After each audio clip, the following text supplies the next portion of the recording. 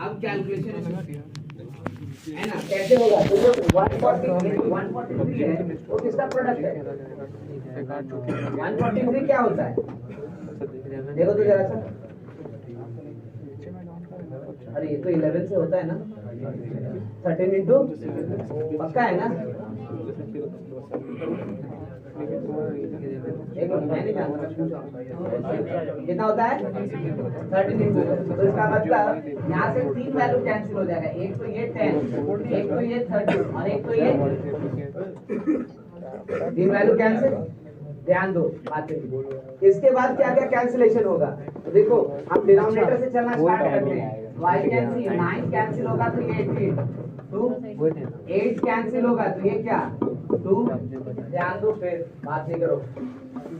7 cancel होगा तो ये 40, करेक्ट। उसके बाद क्या, तो 6 कैंसिल होगा तो ये 12, ठीक है। अब क्या कैंसिलेशन हो सकता है भैया? देखो जरा सा, तो ये 5 कैंसिल हो सकता है और ये 3 कैंसिल हो सकता है, पूरा 3 कैंसिल। बचा क्या नीचे? 2 और 4। अच्छा 4 छूट गया, देखो 4 छूट गया, तो 2 और 4 8 बचा, तो ये 4 और ये 2 8, 1 2 3 खत्म, है ना? बचा कितना? देखो जरा सा, हमारे पास वही हमारा आंसर होगा 19 इंटू 2 इंटू 17, और कुछ बचा है ना? ऐसे ही खत्म। क्या लिख सकते हैं इसको? 20 माइनस 1 इंटू 30, करेक्ट। ये कितना हो गया? देखो तो 680 माइनस 34 कितना हो गया? ठीक है,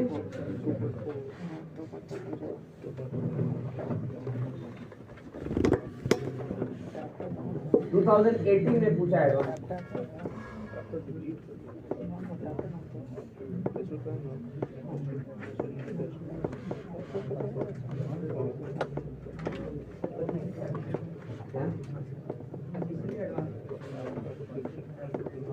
पूरा सीरीज ही एडवांस का इसमें तो क्या करें, मतलब कैलकुलेशन नाम बड़ा है, क्या कैलकुलेट किए होंगे? तो बोले क्या मल्टीप्लाई करो बहुत ज्यादा,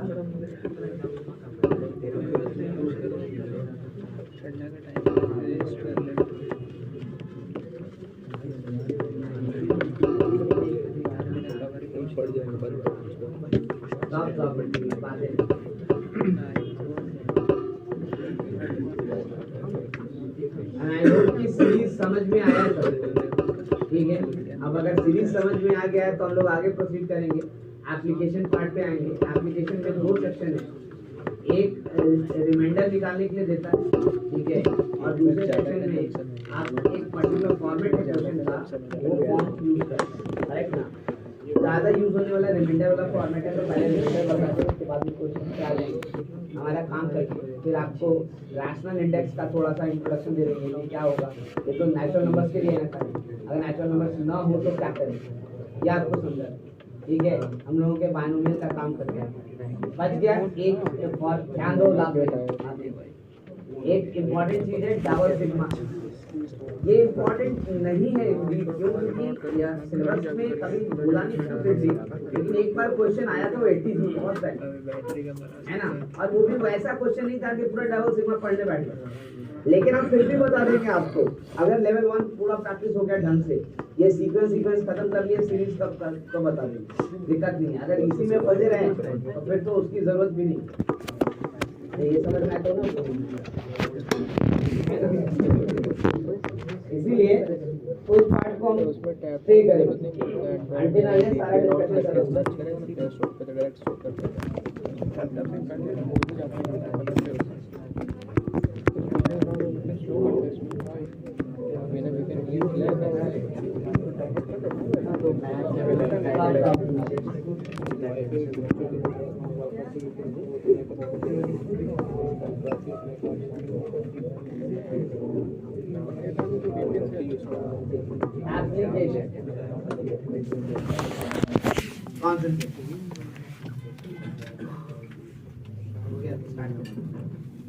एप्लीकेशन स्टार्ट कर रहे हैं।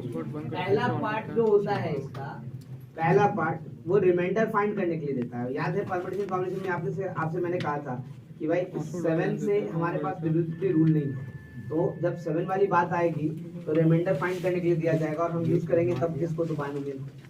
अभी वक्त कैन यूज 7 VPN और वाईफाई कितना स्पीड तो वहाँ छोड़ा था यहाँ बात करेंगे, ठीक है ना। तो आई कैन से फाइंड ये इतना जल्दी डाउनलोड हो रहा है the पूछो remainder नहीं। PUBG मोबाइल VPN कनेक्टेड था Singapore 3 to the power 89 is divisible is divided by पहला 7 दूसरा 30। हम स्टार्ट ही कर रहे हैं इस क्वेश्चन से, है ना। क्वेश्चन के थ्रू समझ में आएगा तो बात क्लियर हो जाएगा, उसके बाद फिर आपको क्वेश्चन देंगे आप बनाते रहिए, ठीक है। देखिए ये तो समझ में आ रहा है कि 3 का पावर 89 की अगर हम बात करते हैं तो 3 का पावर 89 जो है वो 100% इतना बड़ा नंबर है कि पहले उसको मल्टीप्लाई करें निकालें, वो नहीं कर सकते। तो क्या करेंगे, कुछ तो ऐसा करें जिससे कि रिमाइंडर आए। इसको डिवाइड करना किससे, तो 7 से। हमने कहा एक काम कर सकते हो, 3 के पावर्स में रेस करना स्टार्ट करो। देखो तो 7 के आसपास कहीं आता है क्या, या 7 के टेबल के आसपास कहीं आता है। 3 का पावर 1 3, 7 से कितना डिफरेंस है, 4। बहुत डिफरेंस ज़्यादा है। अगर 1 रहे तो ज़्यादा अच्छा है, नहीं तो धीरे धीरे घटाना पड़ेगा। अगर 3 का पावर 2 यानी कितना हो गया 9, 7 से कितना डिफरेंस 2 का है ना, तो अभी भी 2 है। 1 हो सकता है कि देखते हैं। 3 का पावर 3 27, अरे यहाँ तो 1 आ गया डिफरेंस, क्यों 28 जो है वो 7 से डिविजिबल है, और ये कितना देगा 27। तो बस खाली एक ही का डिफरेंस है, हमारा काम आसान हो जाएगा। हम वही करने की कोशिश करते हैं। तो उसके लिए तो 3 क्यूब चाहिएगा, तो 3 क्यूब तो तब लिख लेगा जब ये किसका डिविजिबल हो, 3 से। एक बार देखो तो 3 से डिविजिबल नहीं है तो कितना रिमाइंडर आने वाला है, तो 3 इंटू डिवाइड करते हैं 3 से, कितना होगा देखो तो 2 जा 6 और 29 9 प्लस कितना हो जाएगा, ऐसे ही ना होगा, ठीक है कि गलती करते हैं देखो, ठीक है। तो in that case I can सी कि इसको हम लिख सकते हैं 3 स्क्वायर यानी 9 ऐसे 9 इंटू 3 क्यूब का होल पावर 20 लिख सकते हैं ना। ना यू कैन सी यहाँ से ये 9 हो गया, इसको क्या लिख सकते हो, तो 28 माइनस 1 का पावर 28 माइनस 1 का पावर 20 गलती ना है। अब 28 माइनस 1 क्यों लिखे आप, क्योंकि 28 जो है वो डिविजिबल है किससे, मतलब 7 से डिवाइड करेंगे तो 28 क्या हो जाएगा 0 ना, रिमाइंडर कितना आएगा 0। अब मैं कह रहा हूँ इसको अगर एक्सपैंड करते थोड़ी देर के सपोज करो, तो एक्सपैंड करेंगे तो पहला टर्म क्या होगा 29C0, 28 का पावर कितना 29 आएगा ना। दूसरा टर्म क्या आएगा 29C1, 28 का पावर कितना 28 आएगा ना, प्लस ऐसे ही चलता रहेगा नहीं। अब बताओ तो ये 29C0 जो होता है वो तो इंटीजर है, ये इंटीजर नहीं है। एनसीआर तो हर हालत में क्या है इंटीजर, क्योंकि तरीका है और तो कुछ नहीं है। तो ये इंटीजर है, इसको 7 से डिवाइड करेंगे तो क्या आएगा डिविजिबल, तो रिमाइंडर क्या हो जाएगा डिविजिबल होगा 7 से, ये भी क्या हो जाएगा डिविजिबल। भाई जब तक 28 रहेगा वो नंबर सबका हमेशा किससे डिविजिबल होगा 7 से, क्योंकि 7 एज अ फैक्टर लिखिएगा ना सब, ठीक है। तो फिर ये सब टर्म तो कभी डिस्टर्ब नहीं करेगा। डिस्टर्ब कौन करेगा, जिसमें 7 यानी 28 नहीं होगा। तो 28 किस में नहीं होगा, एक्सपेंशन क्या कहता है कि भाई हर टर्म में 28 होगा एक्सेप्ट एक टर्म, जब पूरा का पूरा पावर किसको दे देंगे -1, तो वो कौन सा टर्म होगा लास्ट वाला, है ना। तो उससे पहले सारा टर्म ऐसे ही होगा, लास्ट वाला टर्म खाली 29C29 -1 का पावर 29 ऐसा कुछ होगा, है ना। उसके पहले सारा टर्म क्या होगा जिसमें 28 होना ही, ठीक है ना। So what I am saying is कि इस पूरे एक्सप्रेशन को हम चाहें तो ऐसे लिख सकते हैं 7 लैम्डा प्लस 29C29 -1 का पावर 29, है ना। सारा का सारा मल्टीपल है किसका 7 का, कौन नहीं है लास्ट, है ना। अब जरा बताओ 29C29 कितना होता है, और -1 का पावर 29, यानी आपके पास क्या आ गया, तो 9 × 7 लैम्डा -1 हुआ कि नहीं हुआ। यानी हमें दिख रहा है कि आप 7 से अगर डिवाइड करेंगे तो यहाँ रिमाइंडर कितना दिखेगा, लेकिन रिमाइंडर -1 होता है तो प्लस कर सकते हैं ना, कैसे, इसको 7 बना देते हैं, लेकिन अभी नहीं बनाएंगे, ये तो है ना हमारे पास, चलिए इसको भी ब्रेक कर दो उसके बाद बना, ठीक है ना। तो इसको ब्रेक करेंगे तो क्या होगा, तो 9 को इससे मल्टीप्लाई करो, कोई फर्क नहीं पड़ता है, तो ये क्या हो जाएगा, तो 7m अच्छा इससे मल्टीप्लाई करेंगे तो क्या हो जाएगा, -9। भाई -9 है तो हमको 7 का मल्टीपल बनाना है, तो क्या करेंगे, तो +5 सॉरी -5 +5 चलेगा। ये -5 होकर के क्या बनेगा, -40, इसके साथ जोड़ दें, ठीक है ना। तो इसको क्या लिख सकते हैं, 7m-2 और प्लस क्या, अब बताओ रिमाइंडर क्या, इसको 7 से डिवाइड करें तो 5 है ना। अगर अब इस नंबर को 7 से डिवाइड करें तो रिमाइंडर कितना आएगा, 5 है ना। ये बायनोमियल की मदद से हम बताएं, कोई कैलकुलेशन नहीं किए, सिर्फ और सिर्फ इस टर्म की बात, ठीक है। आई होप मेरी बात सबको समझ में आ रही। ये जितना भी लिखे हैं ना ये सारी टर्म, ये इतना लिखने की भी जरूरत नहीं पड़ती, धीरे धीरे आपको समझ में आ जाएगा मिनिमम लिख करके आंसर्स कैसे निकालते। सर एक बार रिपीट करें। हाँ बिल्कुल मैंने ये कहा ध्यान दो, और जिनका हो गया समझ में आ गया नोट कीजिए, और एक क्वेश्चन है उसको अटेंड कीजिए। मैंने कहा हमको इस पर्टिकुलर नंबर को 7 से डिवाइड करना, तो 7 से डिवाइड कैसे करेंगे भाई, ये तो बहुत हाई नंबर है, 3 पावर 89 निकालने जाएंगे तो जल्दी निकलेगा भी, आप फिर 7 से डिवाइड करें, 7 का कोई डिविजिबिलिटी रूल भी नहीं होता है, तो क्या किया जाए, तो हमने कहा कुछ नहीं, इसके पावर्स में 3 के पावर्स को रेज करना स्टार्ट करो, देखो कि 7 के मल्टीपल के आसपास आता है कि नहीं, आसपास कहने का मतलब 1 का डिफरेंस, क्योंकि 1 का डिफरेंस होगा तो मैग्नीट्यूड चेंज नहीं होगा, और 1 का डिफरेंस नहीं हुआ तो मैग्नीट्यूड चेंज होगा, वैल्यू बढ़ता रहेगा, करेक्ट ना। तो हमने बोला देखो जरा 3 का पावर 1 3 7 से बहुत ज्यादा डिफरेंस 4 का है, 3 पावर 2 9 7 से 2 का डिफरेंस, 3 का पावर 3 27 28 से 1 का डिफरेंस, और 28 क्या होता है, तो 7 into 4 है ना। तो डेफिनेटली आपको 3 क्यूब चाहिए, लेकिन 3 क्यूब मिलेगा कैसे, ये तो 89 है ना। तो हमने बोला 89 को 3 से डिवाइड करो ना, कितना आ जाएगा देखो तो जरा, 3 into 29 प्लस क्या 2 आएगा ना, तो +2 आएगा, तो 2 को अलग कर देना, 9 हो गया है ना। और ये क्या बन गया, 3 क्यूब का पावर 29, 3 क्यूब 27 है, तो 28 - 1 लिख दिए। अब ये बायनोमियल एक्सपेंशन में अगर जाएंगे तो ये जो पावर है वो दोनों पे डिस्ट्रीब्यूट होगा, और अगर टर्म में 28 है तो वो तो 7 से डिविजिबल है, यानी वो 7 उसमें एक फैक्टर है, ठीक है ना। अगर मान लीजिए उसमें 28 नहीं है तो 7 फैक्टर नहीं, तो भाई ये तो पता है कि इसके सारे एक्सपेंशन वाले टर्म में 28 होगा ही होगा, सिर्फ एक टर्म में नहीं होगा, कब, जब पूरा का पूरा पावर खो जाए -1 है ना। तो इसलिए हमने कह दिया कि भाई बाकी सारे टर्म 7 का मल्टीपल है, सिर्फ एक ये वाला टर्म है जिसमें 7 का मल्टीपल नहीं, उसको अलग कर दिया, तो बाकी सबको 7 लैम्डा और प्लस ये वैल्यू कितना था, -1। अब देखो पावर का चक्कर तो खत्म हो गया, हम यहाँ से भी निकाल सकते थे, लेकिन फिर हमने बोला कि अभी भी मल्टीप्लाई करोगे तो 9 को 7 लैम्डा से करेंगे तो 7 फिर भी 7 का मल्टीपल ही रहेगा, ठीक है ना। और 9 को -1 से करेंगे तो -9, लेकिन निगेटिव में तो रिमाइंडर नहीं होता है ना, तो हम बोले उसको पॉजिटिव बनाते हैं, कैसे, तो बोले 9 को 7 का मल्टीपल में ले आते हैं, तो कैसे नजदीक कौन आएगा 14, तो हमने -5 कर दिया, देखो -9 प्लस -5 कितना हो जाएगा -14 है ना, और +5 भी करेंगे क्योंकि इक्वालिटी बिगड़ना नहीं चाहिए, तो अब ये दोनों मिलके +14 हो गया, -14 हो गया, तो इन दोनों में से 7 कॉमन ले सकते हैं ना, क्या बन जाएगा -2, और यहाँ क्या बचेगा 7। अब ये इंटीजर है तो ये पूरा का पूरा टर्म 7 का डिविजिबल है, तो जब हम 7 से डिवाइड करेंगे तो रिमाइंडर क्या बचने वाला है, ठीक है क्या 9 का 9, अच्छा ठीक है मैं देखा।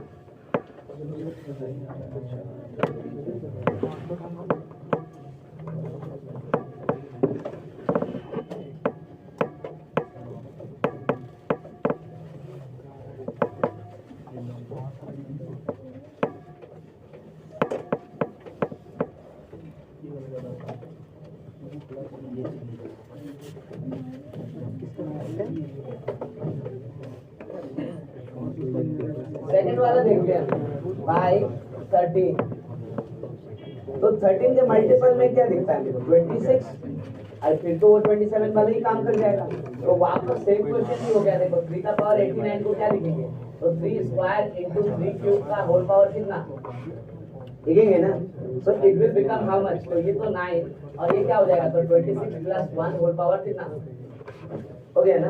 अब ऐसा क्यों लिख दिया, क्योंकि 26 जो है वो 13 into 2 होता है, तो जब भी 26 आएगा तो उस सब में 13 एक फैक्टर आएगा ना, ठीक है। तो 100% 9 into ये तो 13 लैम्डा हो जाएगा, है ना। बट एक टर्म बचेगा, कब, उसमें 26 नहीं आने वाला है, कब, जब सारा का सारा पावर जो है किसको मिल जाए, 1 को।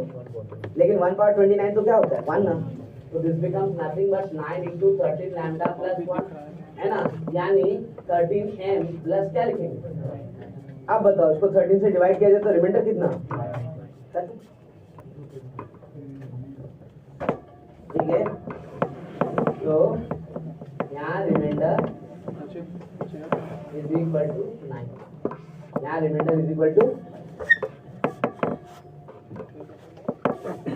आई होप मेरी बात सबको समझ में आई है। ये दोनों क्रिटिकल नंबर से इसलिए बात कर रहे हैं, अगर हम पूछते 8 से आपको बता ही देते लास्ट 3 डिजिट होना चाहिए, करेक्ट ना, उसके डिविजिबिलिटी रूल भी है। वैसे वो भी देख सकते हैं, ऐसा नहीं कि नहीं देख सकते, उसको भी ऐसे आइडेंटिफाई किया है।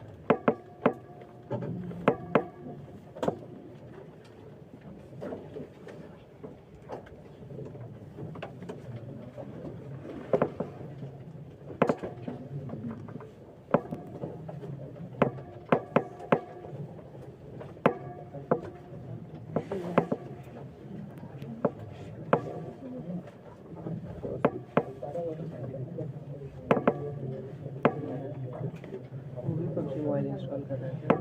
स्टॉप प्रॉब्लम की बातें नहीं।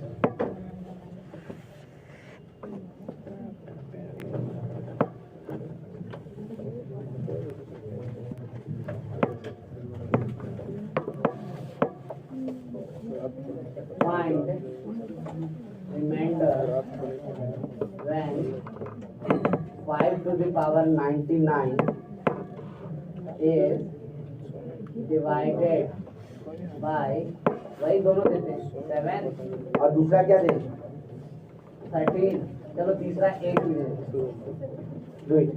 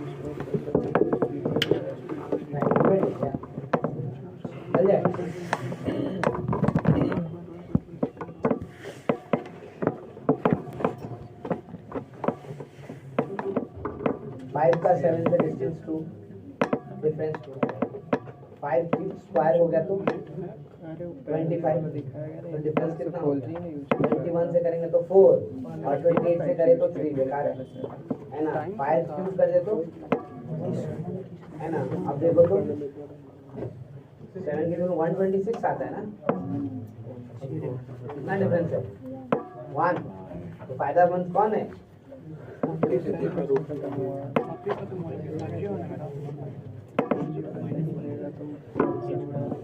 दूसरा टेस्ट हुआ अच्छे से 5G वाला ही कंज्यूम हो रहा है, पहले वाला अपडेट लेट से भेजा है।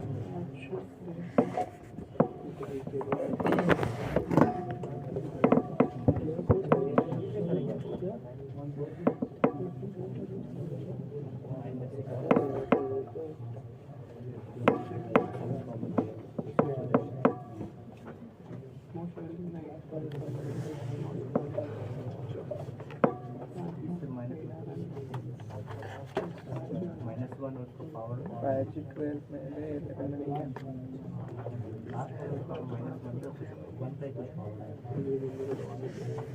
लेवल तो देना चाहिए था वैसे। मिनिमम 11 कब पहुंचा? 1 हो गया 11। चार दिन पहले 5G का था इतना। कितना आया? एक पे चेक करते हैं।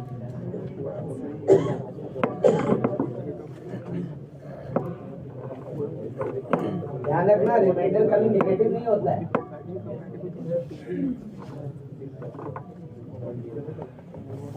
वैसे 11 to सर्च अगर -1 आ रहा होगा तो फिर तो 6 हो जाएगा। -2 आएगा तो क्या हो जाएगा? 5 मतलब 7 के लिए। -3 आएगा तो कितना हो जाएगा? 4। मतलब जितना भी आएगा उसको 7 से घटा देंगे उतना ही बचेगा। ठीक है ना, ध्यान रखिए। पर देखो नेट नहीं चल रहा, 5G नहीं चल रहा।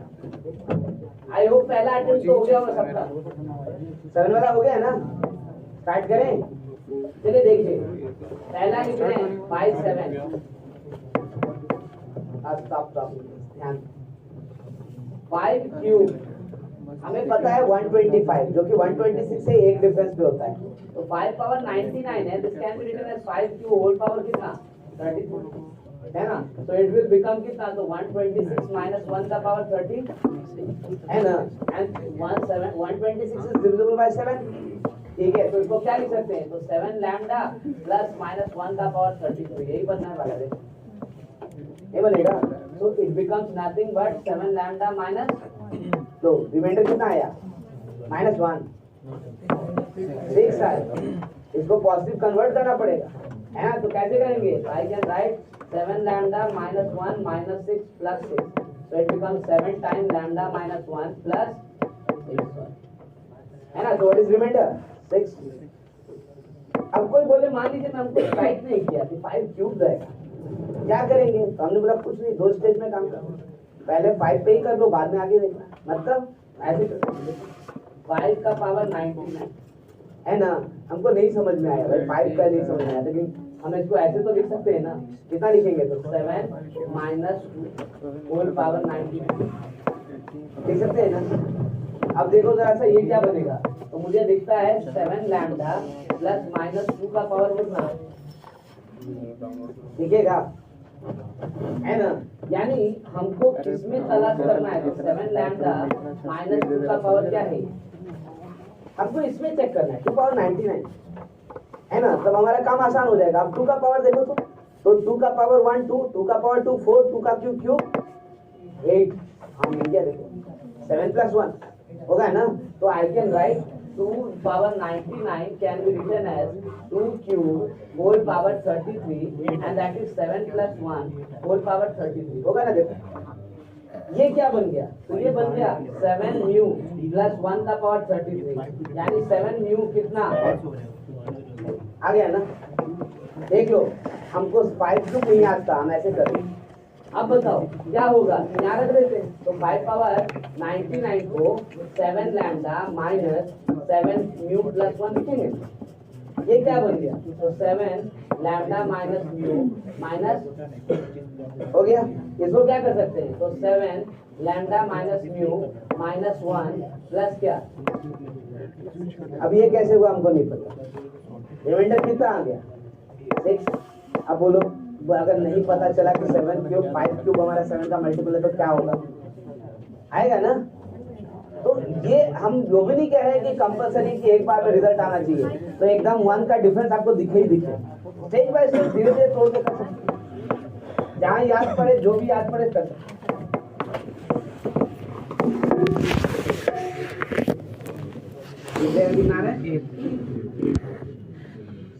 सिक्स बोले तो 16 कैसे हो सकता है भाई? 13 से का रिमाइंडर हाँ 8 आ सकता है। 60 भी बोला, बताओ।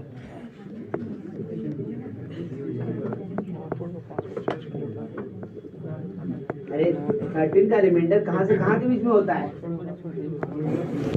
0 से 12 है ना? आगे नहीं जा सकता।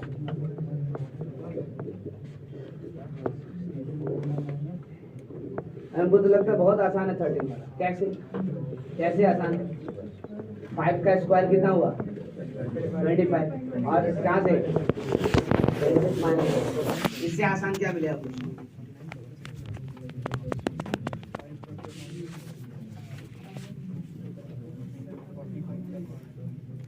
हम तो पहले ही बोले थे भाई एप्लीकेशन वाला पार्ट सबसे आसान दिखेगा, कुछ करना ही नहीं है।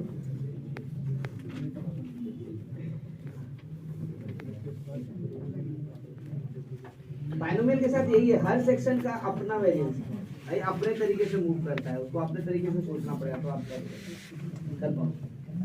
एक्सपेंशन तो एक ही। सेकेंड वन बाय 13 ऐसे देख रहे हैं। 13 मतलब क्या करेंगे तो 5 का पावर 99 है ना, हमको 25 मिल जाए तो काम हो जाएगा, है ना। तो क्या करेंगे बाहर यहाँ पे 5 का स्क्वायर और 98 का ना तो 49 पक्का ना, सही है ना, गलत तो नहीं ना है। ये कितना हो गया देखो तो 5 इंटू 26 माइनस 1 का पावर कितना 40 है ना। This can be written as 5 into 13 lambda plus minus 1 का पावर कितना, सही लिखा हुआ, गलत लिख दिए, पक्का है ना। अच्छा ठीक, तो ये कितना हो गया तो 5 इंटू 13 लैम्डा माइनस मल्टीप्लाई कर देते हैं तो 13m माइनस 5, इसको क्या लिखें तो माइनस 8 प्लस 8 है ना। इससे क्या बन गया ये देखो तो 13m माइनस 1 प्लस कितना, so remainder is 8। So 5 third का 5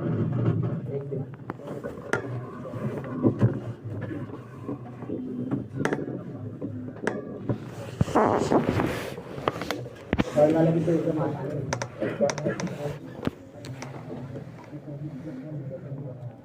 13 में भी होता है ना। वो लोग का लिखा है कि थर्ड वाला जितना स्पेस बचा है नीचे को उतना मैं खत्म कर लेंगे, नहीं हो जाएगा कैसे। 8 का मल्टीपल कौन 24 और 5 का स्क्वायर कितना 25, तो कितना लिखना है 24 plus 1।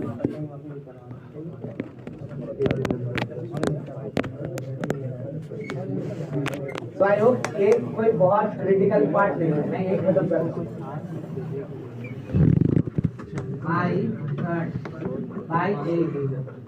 5 power 99 is equal to 5 into 5 square whole power, this is 5 into 24 plus 1 का power 49 and this is equal to 5 into 8 lambda plus 1 का power 49, this is 8m plus, ठीक है।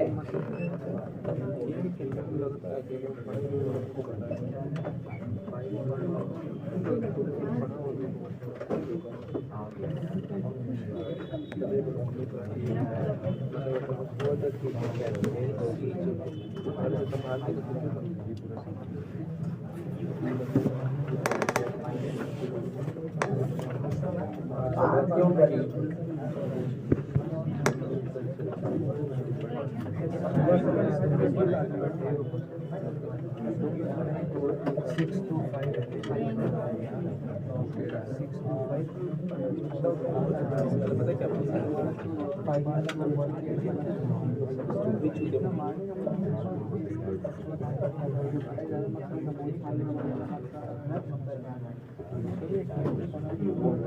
चलो निकालो।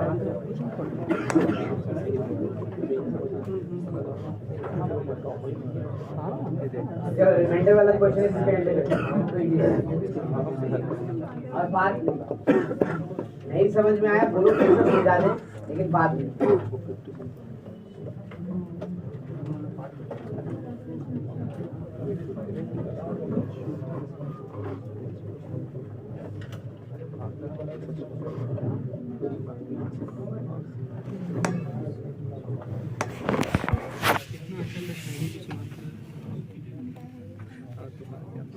जब तक फ्री है तब तक इस्तेमाल करो, बाकी फिर जब 5G आ जाएगा हमारे फ़ोन में नहीं होगा तो 5G खरीदना ही नहीं था, हमको क्या जरूरत है 5G का, खरीदना थोड़ी नहीं, मतलब शुरुआत में खरीदे ही नहीं है, इसलिए अगर आप 4G है ये बात ना बोलोगे नहीं, हमको ज़रूरत नहीं है ना 5G का, क्या ठीक है हम रिचार्ज नहीं करवाते। वाईफाई का ही इतना स्पीड है।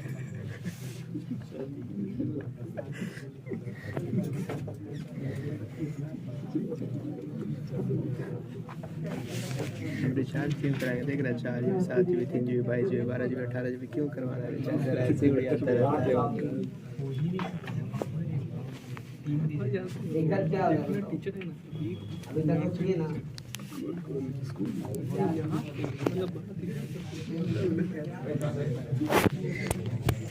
अच्छा मुझे एक बात बताओ भाई, हमने आपसे क्या कॉन्सेंट्रेट किससे करना है, जिससे डिवाइड करना उससे आपको लिखा है 1690 होल पावर 2608। इस नंबर से हमको क्या मतलब है? तो मतलब है नहीं, हम इसको 7 से डिवाइड कर देते हैं, जो रिमाइंडर है खाली उससे मतलब है। जो 7 वाला पार्ट है उससे को क्या मतलब है? इसको डिवाइड करो जरा 7 से, देखो क्या होता है। 7 into कितना हो जाएगा? 7 2 जा 14 है ना। 14 करेंगे तो 2 आ गया तो 29, तो 7 4 जा 28, ये 10 आ गया है ना। तो 7 1 जा 7, कितना रिमाइंडर है? 3। तो भाई ये तो ऐसे लिखेंगे 3 का पावर 2608, करेक्ट। तो अब बताओ इसको अगर एक्सपैंड किया जाए तो ये तो क्लियरली नजर आ रहा है ना कि 7 लैम्डा प्लस 3 का पावर 2608 होगा। तो हमको कहाँ चेक करना है रिमाइंडर 7? इसमें, किसमें? ये तो सिर्फ आप यही होता, पर हाथ तो लगाओ। क्या प्रॉब्लम हुई तो करेंगे क्या? आप रुके आगे भी दिखाने हैं।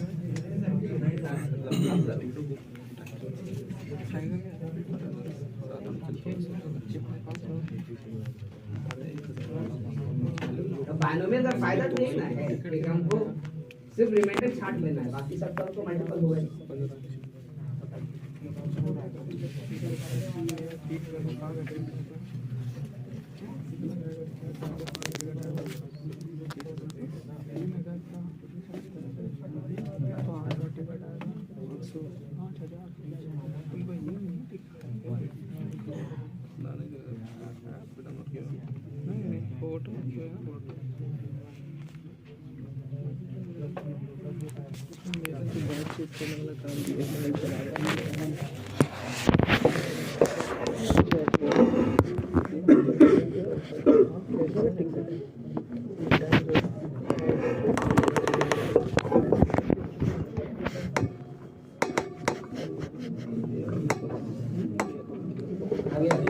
क्या है?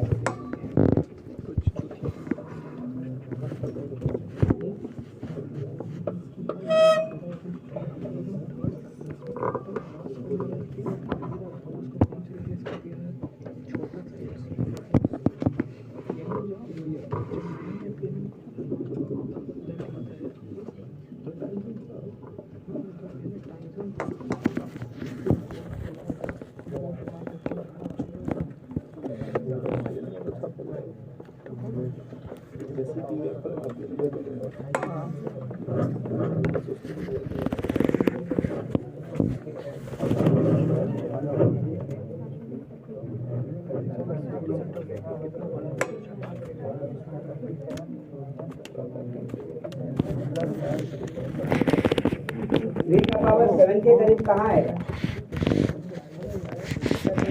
3 का क्यूब 27 है ना। तो 28 माइनस 1 कर लेंगे, 7 का मल्टीपल के आसपास आ जाएगा। लेकिन क्यूब निकालेंगे कैसे? ऊपर तो लिखा है 2608, तो 3 का मल्टीपल है ही नहीं।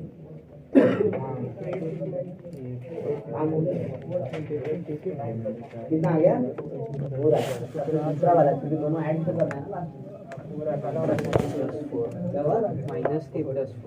-3 + 4 प्लस चलेगा। -3 मत बोलो, -3 बोले तो क्या बोले? 4 + 4 देखिए रिमाइंडर नेगेटिव क्या लिखेंगे यहाँ से? y can see 3 का power 2608 then can be written as 3 into, क्योंकि 3 का मल्टीपल चाहिए, 3 into डिवाइड करो कितना लिखोगे? ये हो जाएगा 8 24 and 20 यानी कि 6 20 ध्यान दो 28 यानी 9 प्लस ऐसा हो गया। तो this means I can write 3 into 28 minus 1 whole power 860। भाई इसको निकालने में क्या इंटरेस्ट आपका? अरे इंटरेस्ट है ना, ये -1 है तो पावर अगर ऑड हुआ तो -1 आएगा, और अगर प्लस हुआ तो एक इवन हुआ तो +1 आएगा। तो दैट डिपेंड्स ये है क्या, इंटरेस्ट को निकाला है। अब बताओ ये कितना हो जाएगा? तो I can C 7 mu minus 3 ऐसे ही ना आएगा। ये कैसे लिखिए मुझे नहीं पता, बस लिख दिए लिखेंगे ना, इसको यहाँ रिप्लेस कर लेते नोटिफिकेशन आ जाता है। ठीक है। या इसको थोड़ा और चेंज कर लेते हैं, क्या लिखेंगे? 7 म्यू माइनस 1 प्लस कितना, ओके। इसको वापस यहाँ रिप्लेस कर देते हैं, तो 1690 whole power 2608 is equal to 7 lambda plus mu minus 1 plus 4, ऐसा क्या है? तो वी आर गेटिंग रिमाइंडर कितना बड़ा नंबर है, हैंडल कैसे होगा? अब दूसरा वाला भी निकालते हैं क्योंकि दोनों ऐड करना है फाइनली, है ना। तो दूसरा वाला क्या लिखा है? देखो तो 2608 होल पावर 1690। चलो इसको डिवाइड करो, कितना लिखेंगे? 7 इंटू कितना हो जाएगा? 7 21 कितना? 372 और रिमाइंडर कितना? 4 प्लस 4 होल पावर 1690, करेक्ट ना। तो this can be written as 7 lambda 1, है ना, और प्लस 4 का पावर 16। अच्छा तो 4 क्यूब तो 63 होता है, 64 होता है, और 64 मतलब 63 प्लस 1, आसान चीज। आई अगेन रिपीट, 4 क्यूब कितना होता है? 64, और 7 का मल्टीपल में कौन आता है? 63। तो आसान हो गया। तो फिर हम क्या लिखेंगे? तो 4 1690 क्यूब चाहिए है क्या? रिमाइंडर कितना निकलेगा? 1। तो आई कैन राइट 4 3 इंटू 5, ध्यान बात नहीं करो, इंटू 6 और into 3 plus 1। So it becomes 4 into 63 plus 1 का power 560। This is 4 into 7 mu 1 plus 1. So it is 7 n1 plus 4. लिख देते हैं वापस, तो 2608 whole power 1690 is equal to 7 lambda 1 plus mu m1 plus कितना है ना। अब ऐड करो, ये 1 है ये 2 है, ऐड करते हैं 1 और 2 को, कर सकते हैं ना। तो ऐड करेंगे तो ये तो 7 का मल्टीपल है, रिमाइंडर क्या हो गया? वेरी गुड, 1 आएगा। क्यों? 8 7 से बड़ा हो गया, तो इसका मतलब वो भी डिवाइड हो जाएगा कितने से? 7 से। तो इसका मतलब रिमाइंडर कितना बचेगा? 1। ठीक है। तो आई होप रिमाइंडर निकालना अब आसान है, निकाला जा सकता है ना। रेटिंग अच्छा करेंगे,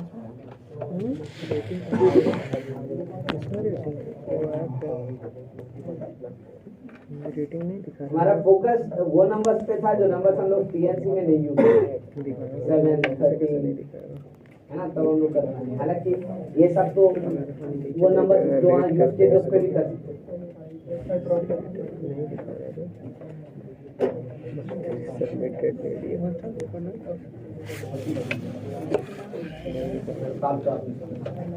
बार बार बोलना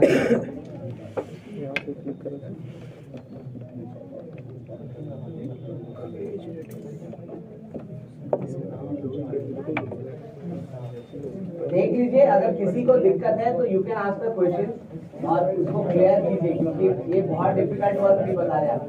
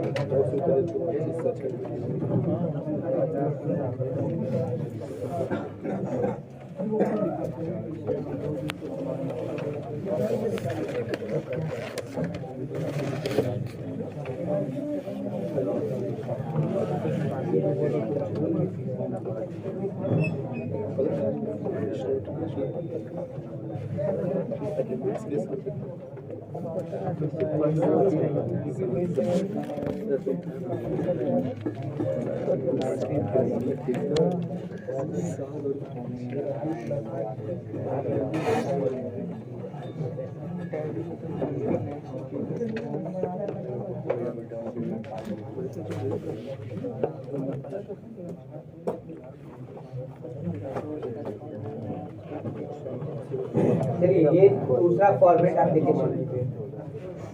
दो ही तरह का एप्लीकेशन हम आप लोग अप्लाई, एक तो रिमाइंडर निकालने का जो आपको बता दूंगा, ध्यान दो। एक ये पर्टिकुलर काइंड ऑफ क्वेश्चन, ये स्पेशल काइंड इसलिए कह रहे हैं क्योंकि इसमें कुछ कैरेक्टर है जो क्वेश्चन के कैरेक्टर में बदलता नहीं है।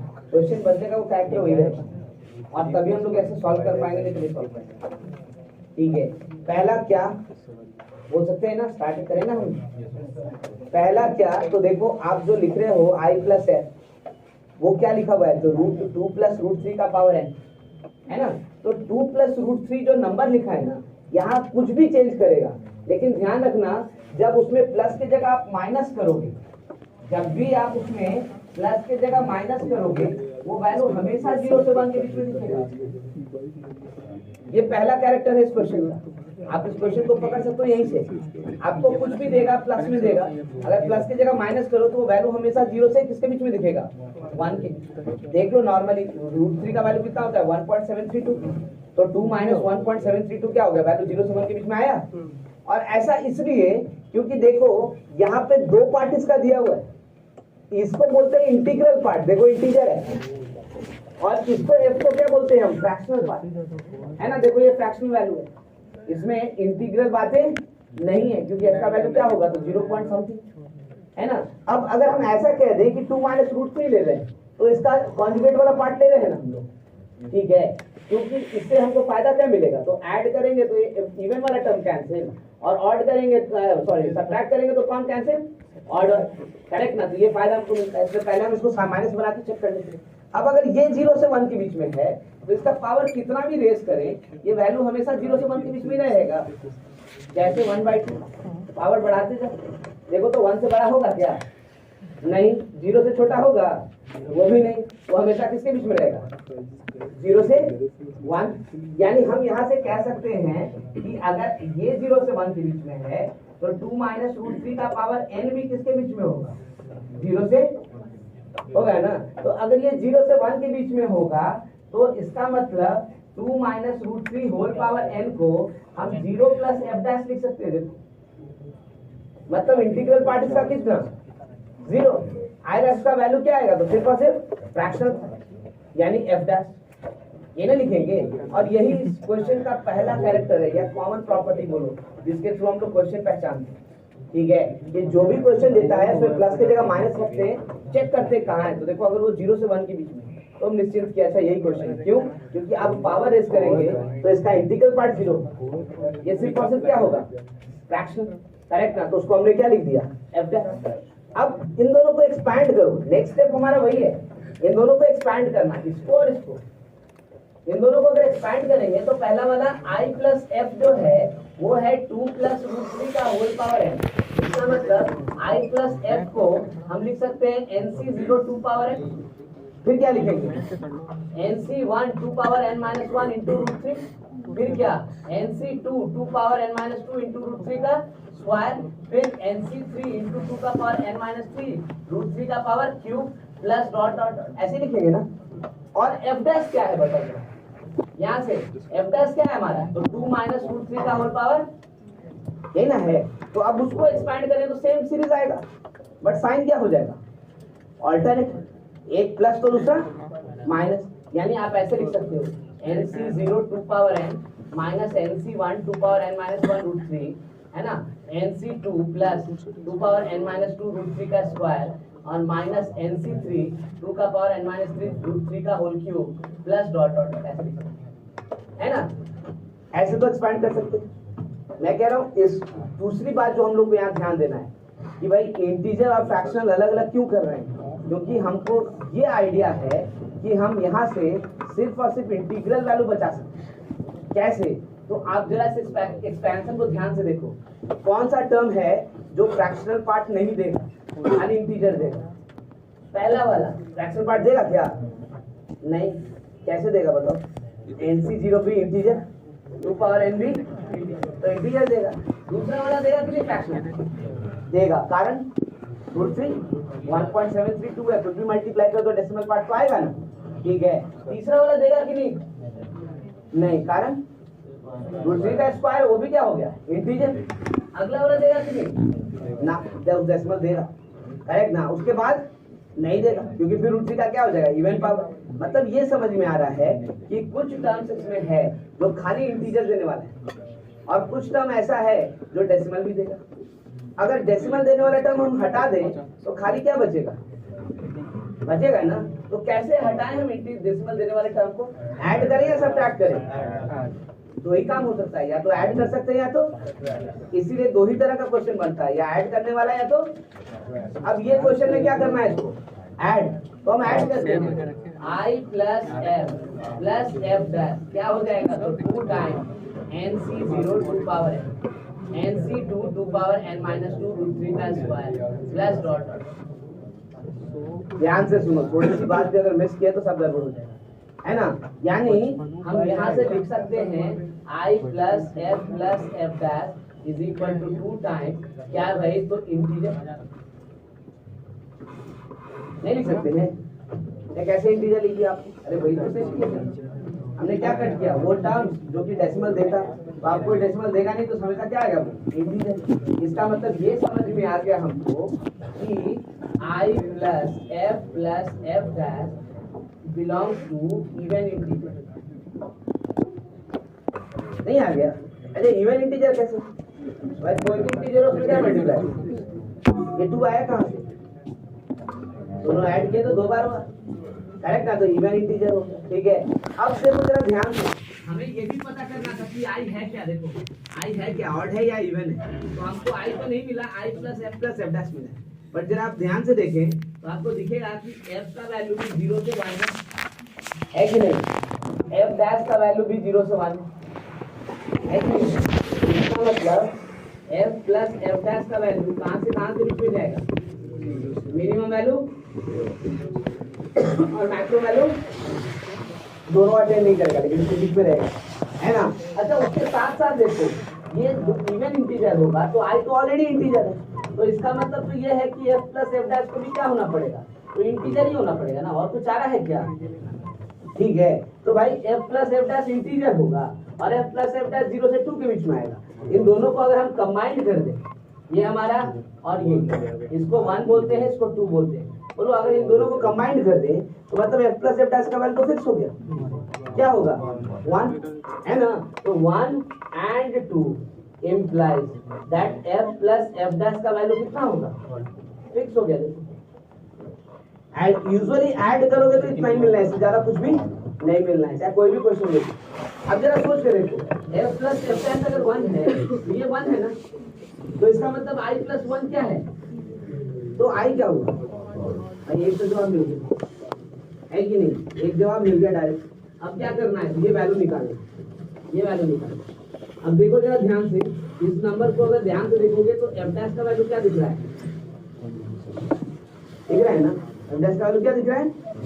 आपसे पूछा क्या है? तो आपसे पूछा है 1 माइनस एफ इंटू आई प्लस एफ। मुझे बताओ 1 माइनस एफ तो एफ डैश है और आई प्लस एफ ये है ना।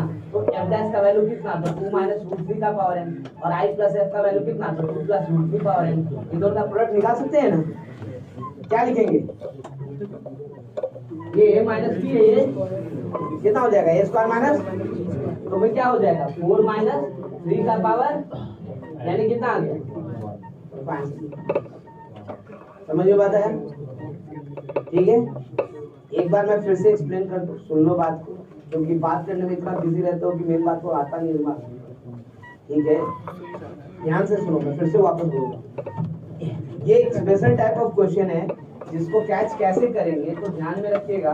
आपको एक के एक्सपेंशन, बाइनोमियल एक्सपेंशन के बारे में बात करेगा, वो बताएगा कि एक कुछ ना कुछ इंटीग्रल वैल्यू ले रहा है और कुछ ना कुछ फ्रैक्शनल वैल्यू ले रहा है। I stand for integer values और F stand for fractional values, है ना। इसमें लिखा है देखो F कहाँ के बीच में है? तो 0 से 1, और I क्या है? तो इंटीजर, है ना। इसका कैरेक्टर क्या है भाई?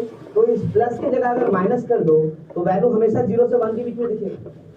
ठीक है, जैसे 2 माइनस रूट 3, रूट 3 का वैल्यू 1.732, तो 2 माइनस रूट 3 करेंगे तो 0 से 1 के बीच में आया ना।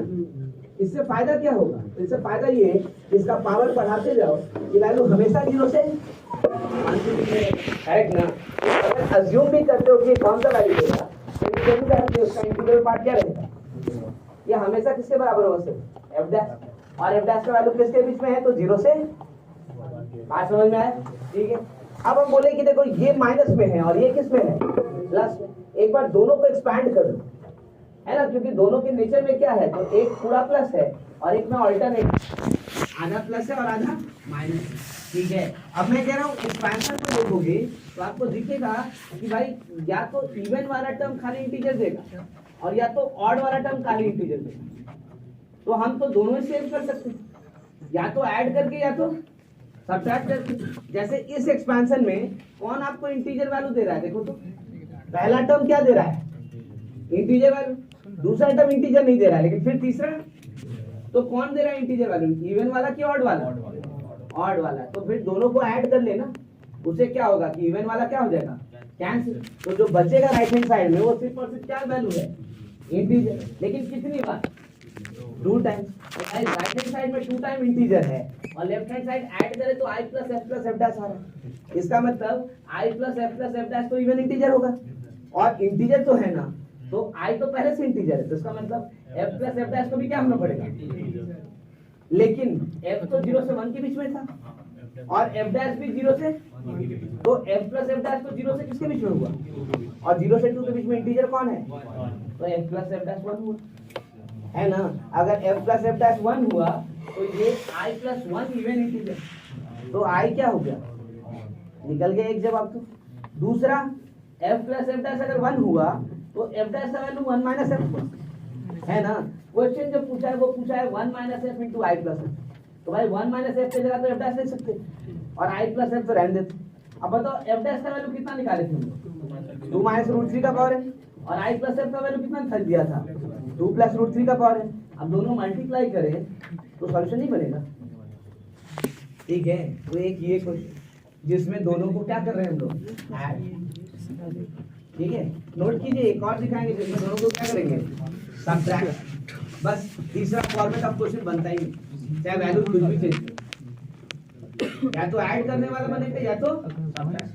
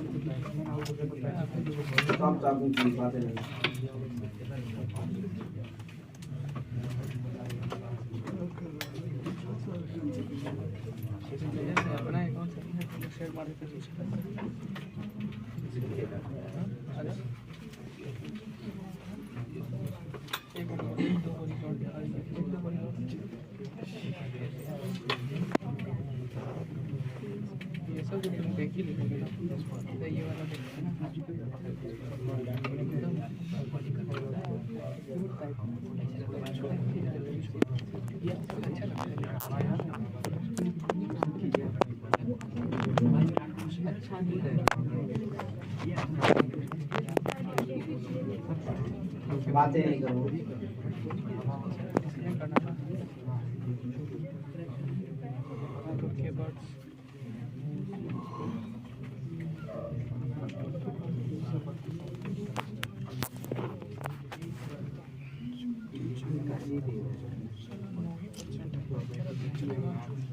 चलेगा कितनी कम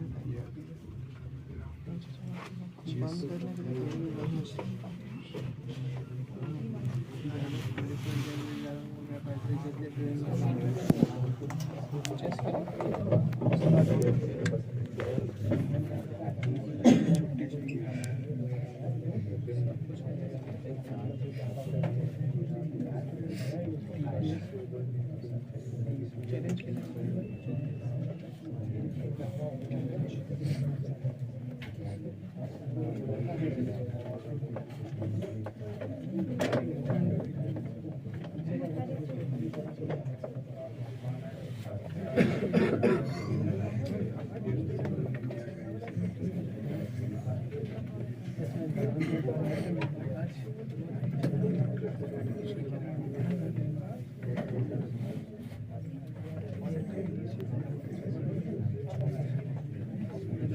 प्लीज कॉन्सेंट्रेट।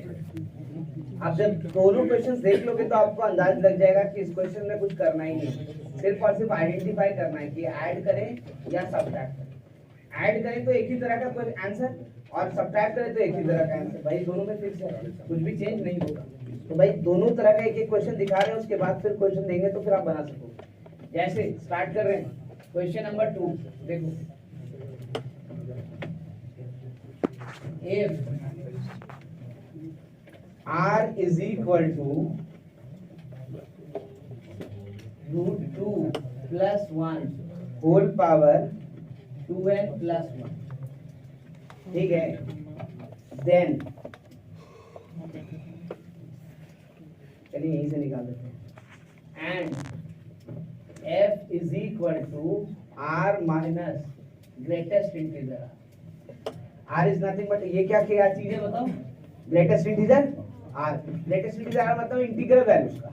तो इसका मतलब क्या हो गया कि f का वैल्यू किसके बीच में हो गया, 0 से करेक्ट ना, है ना। मैं लिख देंगे where denotes greatest integer function, ठीक है, then greatest integer r is equal to, है ना, ऑप्शन है, ऑप्शन भी लिख देते हैं f plus 1 by f c f minus 1 by f c 1 by f minus f और d नन।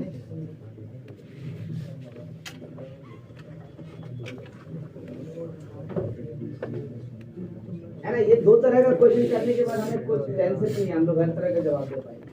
स्टार्ट करके देखते हैं। चलिए एक बार एक काम करते हैं, यहाँ से r का वैल्यू हम क्या लिख सकते हैं पहले ये देख लो। तो डेफिनेटली r का वैल्यू कुछ इंटीग्रल पार्ट होगा और कुछ क्या होगा, है ना। तो here actually f is nothing but r minus क्या दिख रहा है, ये ना दिख रहा है, देखियो भाई r में से इंटीग्रल पार्ट निकाल रहे हो, देखो ना तभी ना लिख रहे हो आप, क्या लिख रहे हो f। तो भाई f जो है वो r माइनस ये हो गया। अच्छा अब देखिए जरा सा, तो भाई i प्लस f जो है वो आपको मिल रहा है √2 प्लस 1 का whole power 2n plus 1। Check करो जरा सा, √2 माइनस 1 जो है कहां से कहां के बीच में लाइज करेगा, 0 से 1, है ना, 0 से 1। तो इसका मतलब तो ये हो गया कि √2 माइनस 1 का पावर भी 2n प्लस 1 कर दे तो ये भी 0 से किसके बीच में रहेगा। तो इसका मतलब आप ये मानोगे कि √2 माइनस 1 का होल पावर 2n प्लस 1 को हम f डैश कहते हैं, मान लो ये ना कहोगे। तो f डैश भी किसके बीच में चला गया, 0 से, है ना। अब एक्सपैंड करो दोनों को, लिखो एक बार i प्लस f, क्या लिखोगे, i प्लस f ये था ना, तो 2n प्लस 1 c0 √2 का पावर 2n प्लस 1, ये ना लिखेंगे।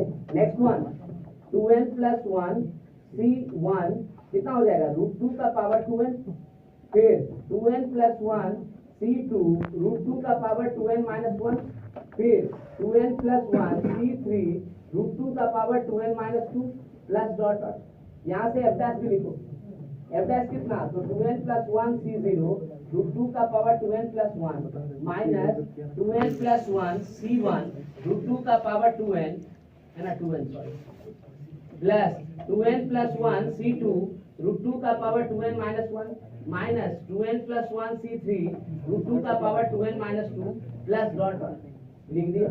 अब बताओ इस एक्सपेंशन में कौन इंटीजर दे रहा है कौन नहीं दे रहा है? ये वाला दे रहा है ना, और ये वाला क्या बात कर रहे हो, ये वाला फ्रैक्शनल दे रहा है ना। तो आपको अगर इंटीजर खाली बचाना है तो फ्रैक्शनल वाला सब्ट्रैक्ट कैसे हटे आएंगे? मतलब इस बार ऐड नहीं करना है, क्या करना है? मैं बस वही कह रहा था कि दो ही कैरेक्टर ही है, या तो एडिशन या तो सब्ट्रैक्शन। तो भाई सब्ट्रैक्ट कर लेंगे इस बार, यानी हम लिख सकते हैं I plus f minus f dash is equal to 2 time क्या हो जाएगा? तो इंटीजर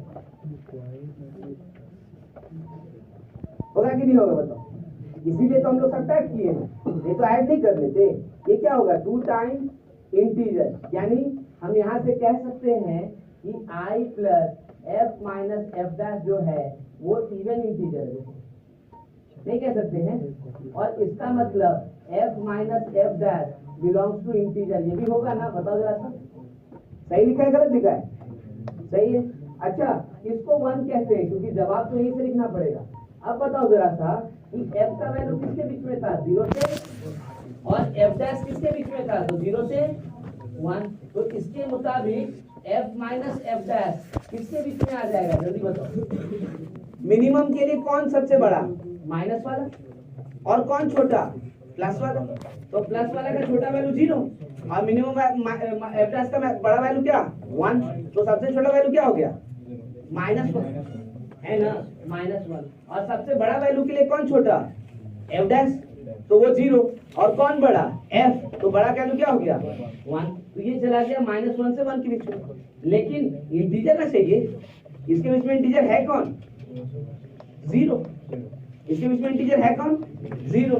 तो भाई यहाँ से ये 2 मैं उधर लिखता हूँ क्योंकि फाइनलाइज भी करना चाहिए।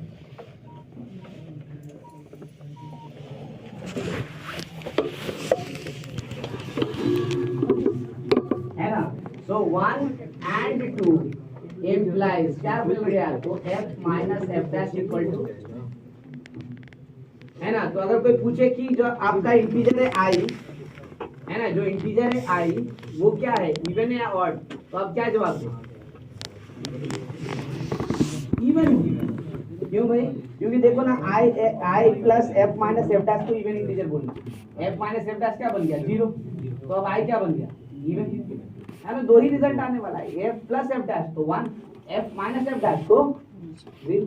यानी we are getting f dash is equal to,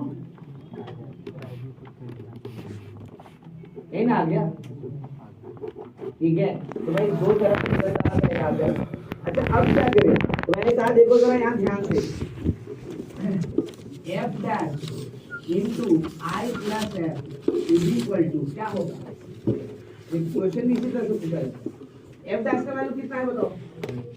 √2 minus 1 का पावर 2n प्लस ए ना है। अच्छा, और I प्लस f का वैल्यू कितना है? कितना ही ना है, गलत लिख दिए। ये वैल्यू क्या हो गया? a minus b. ये वैल्यू क्या हो गया? a plus B. मल्टीप्लाई करेंगे तो क्या हो जाएगा? a स्क्वायर माइनस, यानी कितना आएगा वैल्यू? 1। यानी आप ये कहना चाह रहे हो कि f dash into I plus f is nothing but, ये ना कहना चाह रहे हो? अब मुझे एक बात बताओ, ये जो f डैश है इसको f से रिप्लेस कर सकते हैं क्या? नहीं कर सकते हैं? कर सकते हैं ना। हमें किसका वैल्यू चाहिए था? क्वेश्चन किसके बारे में पूछा है? लेटेस्ट इंटीजर r, यानी I। तो भाई यहाँ से देख सकते हो, देखो ना, I plus f is equal to 1/f, ठीक है। तो what is I? 1/f minus a ना हो गया, ठीक है।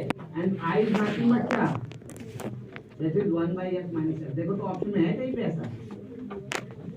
कौन सा ऑप्शन दिख रहा है?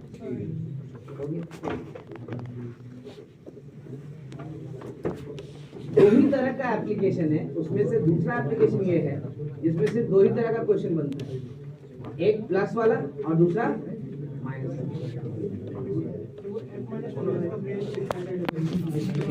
मैं फिर बता दूं, प्लीज मेंटेन साइलेंस, बातें नहीं करो। f माइनस f डैश है, एक बढ़ा रहा है एक घटा रहा है। कौन बढ़ा रहा है? जिसके आगे प्लस है, और कौन घटा रहा है, जिसके आगे माइनस है। अगर हमको सबसे छोटा वैल्यू चाहिए, ठीक है, तो इसका मतलब एफ डैश एकदम ताकतवर हो जाएगा, और एफ क्या हो जाएगा कमजोर। तो एफ डैश का अगर ताकतवर हुआ तो वैल्यू कितना देगा 1, और एफ अगर कमजोर हुआ तो कितना वैल्यू देगा 0। तो मिनिमम कितना हो गया -1। अगर वही सोचोगे एकदम एफ को बड़ा स्ट्रॉन्ग बनाना, सबसे बड़ा वैल्यू, करेक्ट ना, तो जो खींच रहा है, जो कम कर रहा है वैल्यू को, वो क्या होना चाहिए मिनिमम। तो मिनिमम उसके एफ डैश का वैल्यू क्या 0, और एफ जो बढ़ा रहा है वैल्यू तो वो सबसे बड़ा, तो कितना होना चाहिए 1। तो मैक्सिमम वैल्यू क्या होगा, तो सबसे बड़ा वैल्यू 1 और सबसे छोटा वैल्यू -, ठीक है।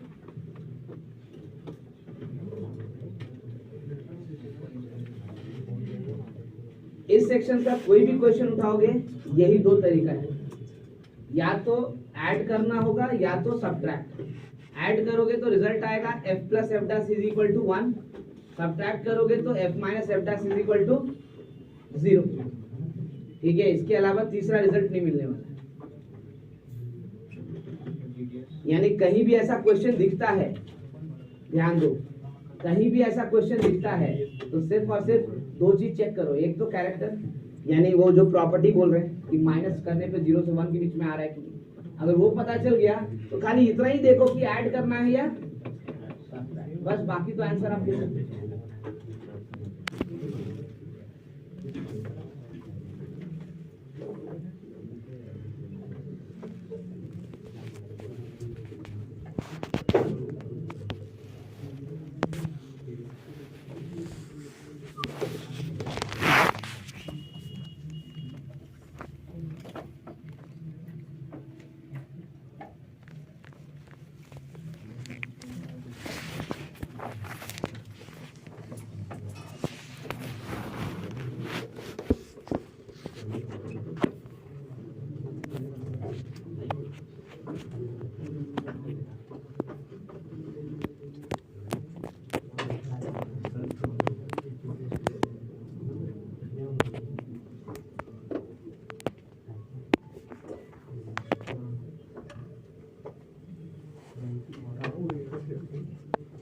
ध्यान दो इधर,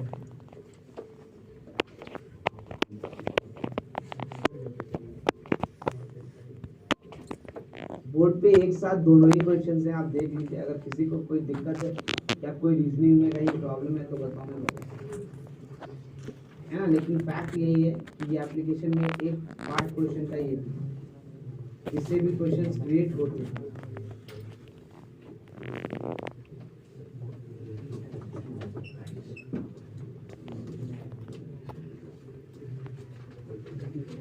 अच्छी बात क्या है कि सब टाइम सेविंग क्वेश्चन है, क्योंकि एग्जाम के दौरान हमको पूरा काम करना ही नहीं, सिर्फ दो ही चीज चेक करना है। एक तो आपको 0 से 1 के बीच में है कि नहीं है, तो उसके लिए लिखने की जरूरत है ही, वो तो ऐसे ही चेक हो जाएगा।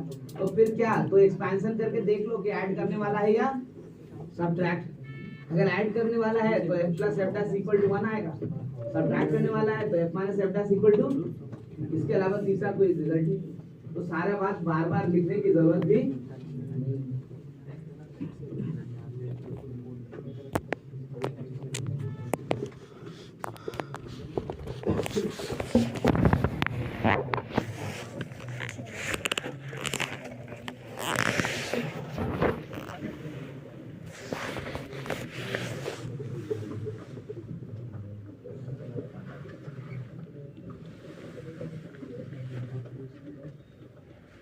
ठीक है, देख लिया, समझ में सबको बात आया। थोड़ा ज़्यादा पढ़ने की ज़रूरत है, क्योंकि इसमें ऐसा कुछ भी नहीं है जो कि डिस्टर्ब कर दे, लेकिन आप पढ़ेंगे 2-3 बार तो समझ में आ जाएगा, लिख देंगे याद हो जाएगा, उसमें कोई दिक्कत नहीं। एप्लीकेशन भी खत्म, अब बचा एक ही चीज, क्योंकि परमुटेशन कॉम्बिनेशन में हमने इस्तेमाल किया था उसका एक्सपेंशन, जब इंटीजर मतलब नेचुरल नंबर पावर नहीं थे, कैसे करें, यानी बाकी किसी रैशनल इंडेक्स के लिए कैसे एक्सपेंशन लिखते हैं बाइनोमियल, उनको सिर्फ वही लिखते हैं। और बहुत छोटी सी बात है, it will take 5 minutes not more than that. आप पहले नोट कर लें, अगले हफ्ते और उसके बाद काम खत्म होने, हम लोग फिर डिटेल्स पे आ रहे हैं।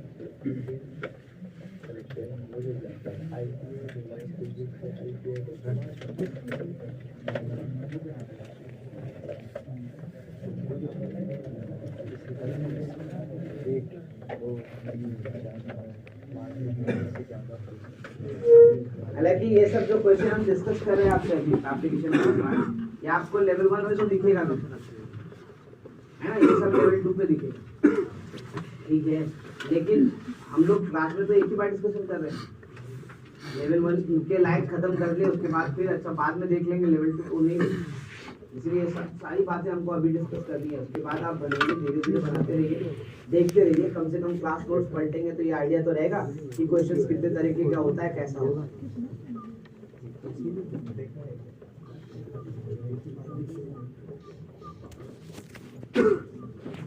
इसको दिया गया था इसको।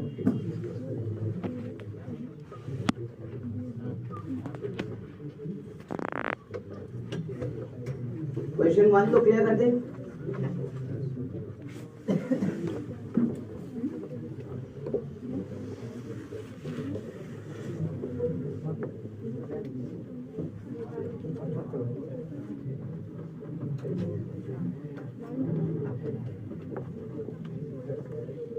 आप बातें बैठे रहने तो क्या हुआ?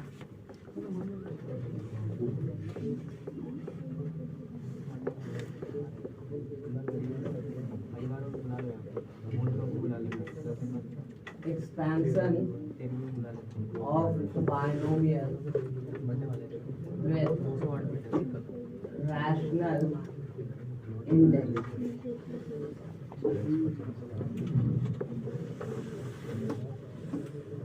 कहने का मतलब ये है कि अभी तक जो एक्सपेंशन हम लोग करते आ रहे थे वो एक्सपेंशन तभी कर रहे थे बाइनोमियल वाला जब n क्या था, नेचुरल नंबर। ये तो हमारे थ्योरम का स्टेटमेंट ही था कि n belongs to natural number, तो ऐसे होते हैं। तो भाई हमको अब एक्सपैंड करना है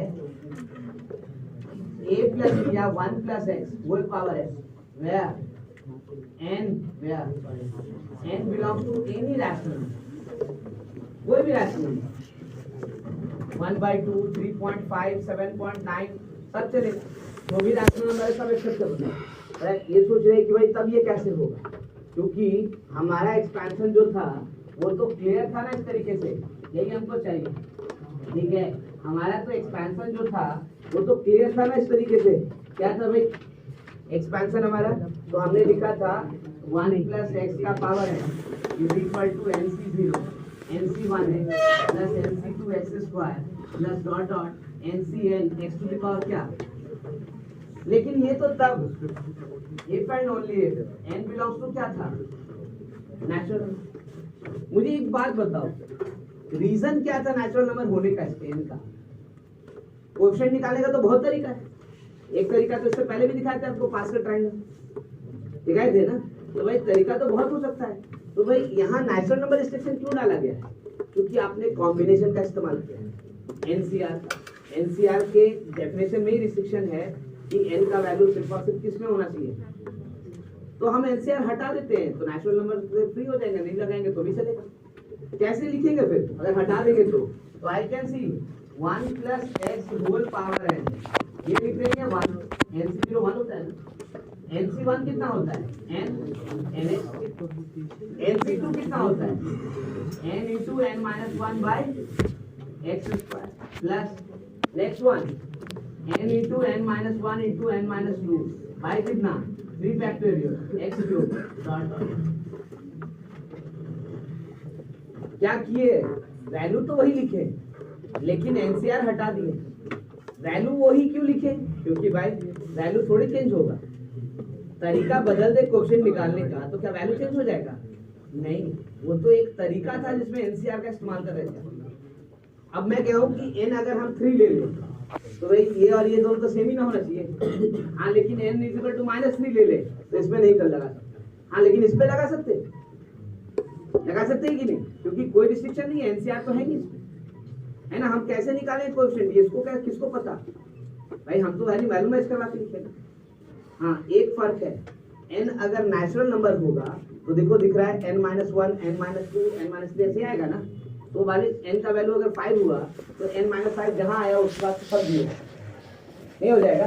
जैसे n का वैल्यू 2 ले लो तो देखो तो ये क्या हो जाएगा, इसके बाद अगला वाले टर्म में भी n 2 आएगा तो वो भी क्या हो जाएगा 0, मतलब टर्म इतना ही बचेगा सिर्फ। ठीक है, n - 3 ले ले n का वैल्यू तो भी 0 हो गया, मतलब डेफिनेट है कि इतना ही टर्म्स होगा। लेकिन अगर n का वैल्यू -2 ले लेते कोई भी फैक्टर 0 हो पाएगा क्या? तो उस केस में ये सीरीज क्या हो गया, इनफाइनाइट सीरीज, कहीं पे भी नहीं रुकने वाला। ठीक है ना, तो ध्यान रखेंगे एक्सपेंशन तो यही रहेगा हमारा, करेक्ट ना, एक्सपेंशन तो यही रहेगा, लेकिन for all n belongs to rational number and mod x must be less than, ये जरूर मेंशन करें भाई। mod x लेस देन 1 क्यों लिखा हमने, टिल इंफिनिटी, है ना। mod x लेस देन 1 क्यों लिखा हमने, ये बताओ। ये बार-बार चाहिए है आपको कि सीरीज जिसका इनफाइनाइट सम निकालना है वो हमेशा ध्यान रखना कि डिक्रीजिंग होना चाहिए, वो 0 पर जाना चाहिए, तब फाइनाइट सम मिलेगा। अगर वो बढ़ता गया तो अभी फाइनाइट सम मिलेगा, हमेशा आंसर क्या आएगा, इंफिनिटी, तो बेकार है हमारी। अगर यहाँ पावर किसका बढ़ रहा है, x का, तो अगर x का वैल्यू 1 से बड़ा ले ले, ये डिक्रीज करेगा कि इंक्रीज करेगा, तो कभी समेशन मिलेगा, इनफाइनाइट तक सम करेंगे तो क्या चाहिए हमको, mod x मस्ट बी, तो रैशनल इंडेक्स का समेशन। अब बताओ नया चीज है क्या, नया बात याद रखना पड़ेगा। ठीक है, इसमें अब आपको अगर कोई ऐसे बोले एग्जाम्पल के रूप में, एग्जाम्पल दे 1 - x होल पावर -1/, बता सकते हो कैसे लिखा जाएगा इसका एक्सपेंशन?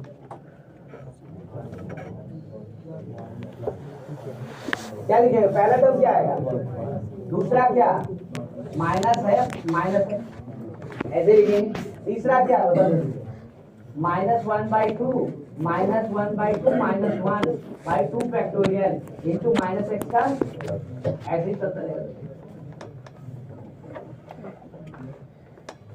ये रैशनल इंडेक्स का एक्सपेंशन। ठीक है, अब लास्ट चीज हम वो दिखाएं जो हम लोगों ने पीएनसी में यूज किया था, n + r - 1c r-, याद है ना, मल्टीनोमियल जो निकाले थे हम लोग सीक्वेंस लिख करके। हम जरा उसकी भी बात करें, if n belongs to natural number then 1 - x power -n is equal to, हमें इसका एक्सपेंशन हम इसको देखना चाहते हैं, उसके बाद बात करेंगे।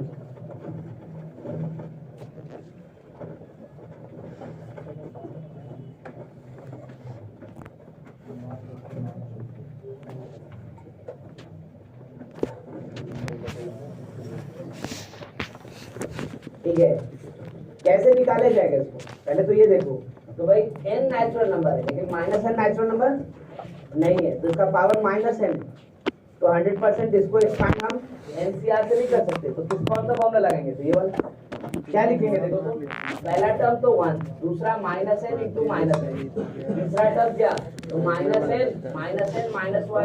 -1/2 फैक्टोरियल और यहाँ से -x का होल स्क्वायर, फिर तीसरा -n -n -1 -n -2/3 factorial into -x का होल प्लस डॉट। पहले तो माइनस वाला का क्या चेक करें वो देखो, क्या माइनस कहीं किसी चीज को इफेक्ट कर रहा है, तो यहाँ से दिखता है माइनस माइनस मिलके क्या हो जाएगा, तो ये तो नहीं किया, यहाँ से दोनों जगह से -12 आएगा ना, प्लस हो गया, और ये -x का क्या है, तो ये भी प्लस हो गया। तीसरा में भी देखो तीनों से -12 आएगा तो माइनस, लेकिन इससे भी -12 आएगा फिर प्लस, मतलब माइनस का कोई इफेक्ट नहीं बनेगा। तो फिर हम क्या लिखेंगे, तो आई कैन राइट 1 - x का power -n is equal to 1 + nx plus, यहाँ चेंज होगा n इंटू n + 1/2 फैक्टोरियल हो जाएगा। देखो -1 के बजाय क्या हो जाएगा, +1 sorry, next one n into n + 1 into n + 2/3 factorial into x³ हो जाएगा। देखो जाएगा ना, ये क्या दिख रहा है 1/1 - x, जो कि मल्टीनोमियल में मिलता था हम लोग, याद है कि नहीं। मैं कह रहा हूँ n तो नेचुरल नंबर था ना, ये तो एक्सपैंड इसलिए नहीं कर पा रहे थे क्योंकि पावर n के बजाय क्या था माइनस, करेक्ट ना, लेकिन n तो नेचुरल नंबर था, तो n अगर नेचुरल नंबर है तो इसको तो NCR में कन्वर्ट कर सकते हैं। कैसे कन्वर्ट करेंगे? तो मैंने कहा इसको फैक्टोरियल में कन्वर्ट करो पहले। कैसे लिखेंगे? तो इसको लिखेंगे n फैक्टोरियल, तो डिवाइडेड बाय क्या? तो n माइनस 1 फैक्टोरियल लिखेंगे ना। अब साथ में 1 फैक्टोरियल लिखे तो कोई दिक्कत है क्या? देखो तो नहीं ना, यहाँ पे भी वही करते हैं। इसमें क्या लिखेंगे? तो n plus 1 factorial by divided by क्या? ये ना होगा, और बचा हुआ क्या है देखो तो x स्क्वायर। इस बारे में लिखे तो कहाँ तक जाएगा? n plus 2 factorial by n minus 1 factorial into 3 factorial x plus dot ऐसे ना जाएगा।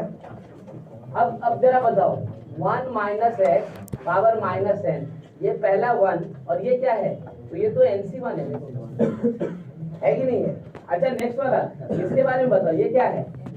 n प्लस 1 c है कि नहीं? देखो x स्क्वायर, ये क्या है देखो तो n प्लस 2 x क्यूब। आप अगर ध्यान से देखें तो ये पावर 1 है तो यहाँ 1 है, ये 2 है तो ये 2 है, ये 3 है तो ये, और यहाँ पे क्या है? तो ये 3 तो ये 2, ये 2 तो ये 1, ये 1 तो ये, तो फिर x पावर 4 का क्वेश्चन बताओ जरा क्या होगा? क्या होगा?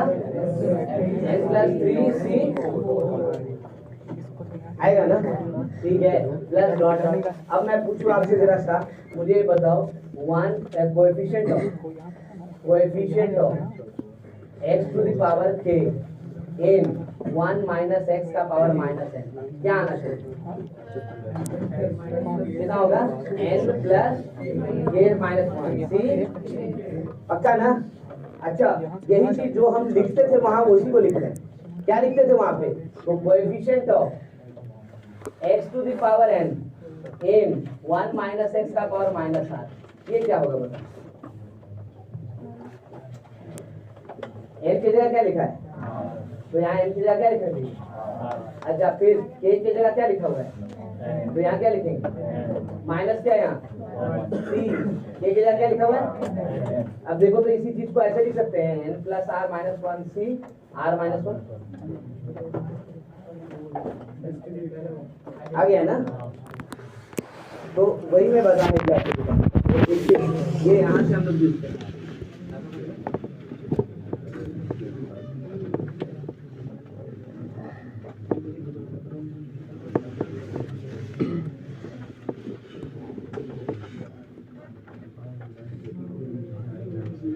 बाइनोमियल के साथ थोड़ा समय देना पड़ेगा, सब बात समझ में आएगी।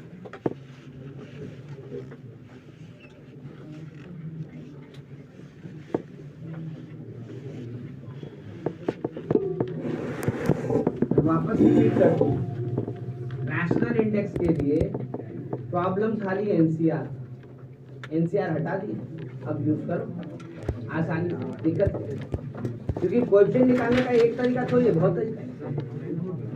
हम उससे नहीं निकाले, प्रूव करके दिखाओगे कैसे निकालें?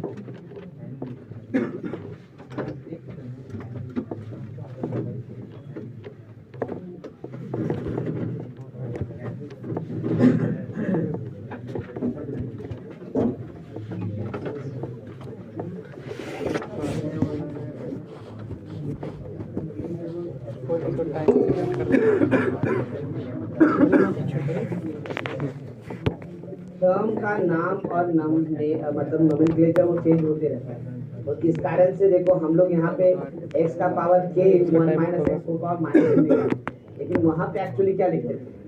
तो coefficient of x power n, किसमें? तो 1 माइनस x का पावर माइनस r। इस कारण हमारा फॉर्मूला बनता था n plus r minus 1 c r minus.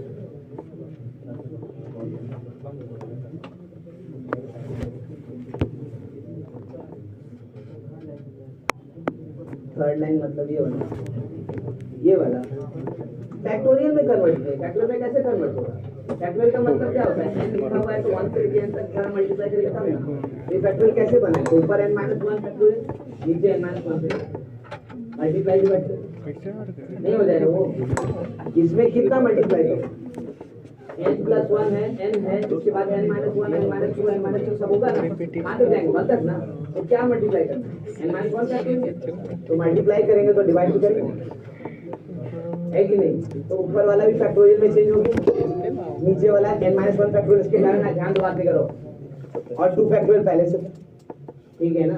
उसी तरह इसको भी फैक्टोरियल में चेंज किया, तो n माइनस वन फैक्टोरियल से डिवाइड किया और मल्टीप्लाई किया, तो n माइनस वन फैक्टोरियल तो आ ही गया। बाद में n भी आया, n प्लस वन भी आया, n प्लस टू भी आया, तो ऊपर में क्या बन गया, तो बना हुआ देखो। अब ये तो फॉर्मूला है डायरेक्ट किस चीज का, n plus two C three, ये फॉर्मूला किस चीज का है, सी टू है ना, ये किसका फॉर्मूला है, हो गया सर।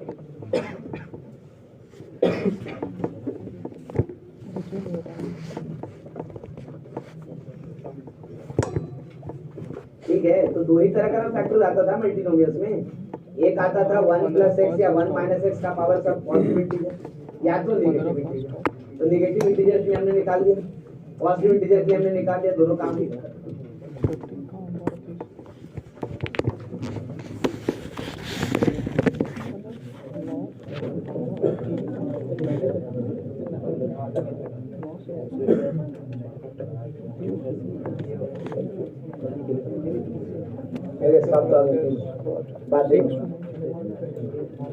देख लो, बहुत स्लो हम लोग लेके चले, उसके बावजूद भी हम लोग खत्म कर दिए। कितना क्लास हुआ है, बाकी आज शायद लास्ट क्लास है ना।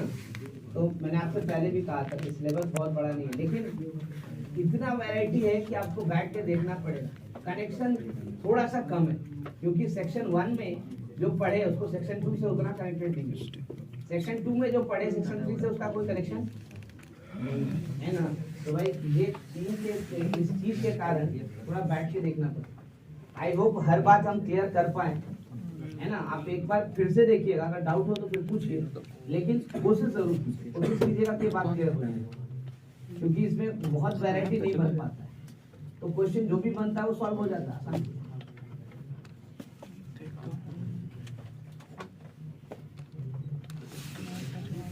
चलिए, I have 10 minutes in hand. ETS 1 पे बताइए कितना क्वेश्चन बन जाए। 10 मिनट का बच्चा कुछ नहीं पॉइंट आउट नहीं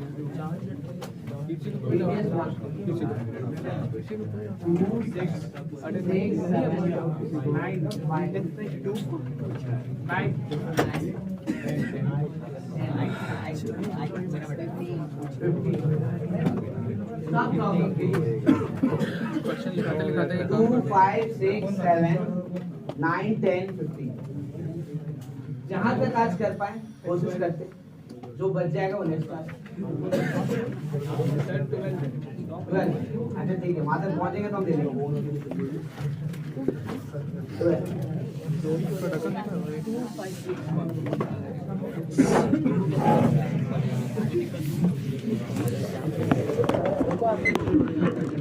ठीक है, एक मिनट, मैंने बात करने से बिल्कुल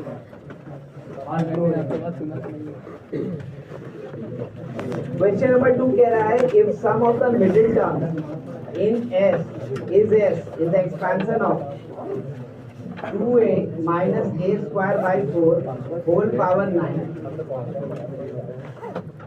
then the values of x is what? Obviously बात है, अगर मिडिल टर्म की बात करें तो पावर 9 है।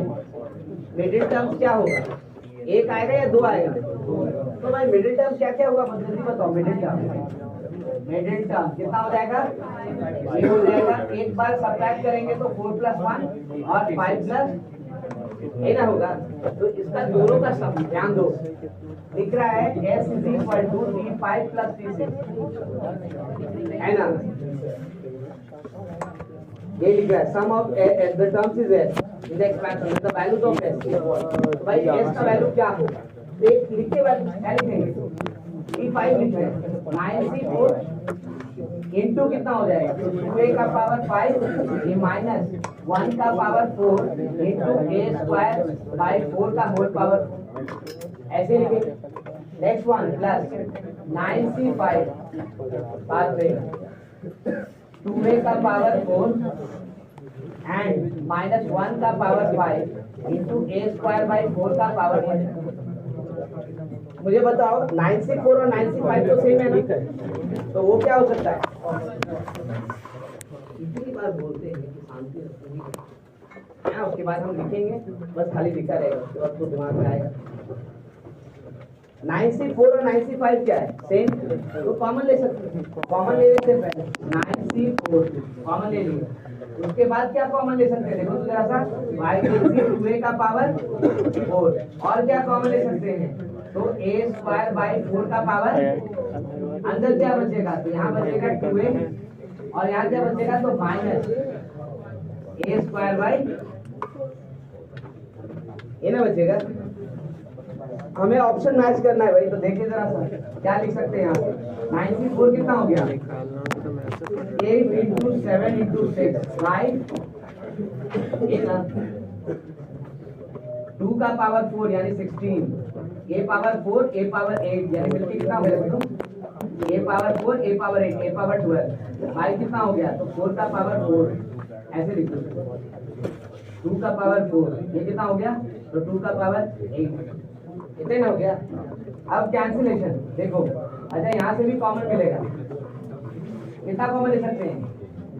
a, तो अंदर बचेगा 2 - a/4, ठीक है। पहले इसको भी एलसीएम लेकर के निकाल सकते हैं, एलसीएम ले ही लो, ये हो जाएगा कितना? 8 - a, भाई कितना हो जाएगा बाद में? 4। अब कैंसिलेशन करते हैं, तो आई कैन सी यहाँ से 8 3 × 24, ये हो गया ये 2। अब कितना बचा? आई कैन सी ये 2 यहाँ कैंसिल कर देते, तो ये 2। इसके बाद 2 पावर 4, ये कैंसिल करेंगे तो 2 का पावर 4, ऐसा कुछ आएगा, ठीक है। अब कितना बच गया? देखो 2 का पावर 4 × 2 यानी 2 पावर 5, ऊपर में कितना? 63/32, ऐसा कुछ आ गया। a × 8 - a, अब देखो ऑप्शन रहेगी। अच्छा a का पावर 14 में है ना, 12 है, और यहाँ a² है, a का पावर कितना हो गया? 13, तो गलत ही ना किए हैं, 12 × 13। कौन सा आंसर है? D.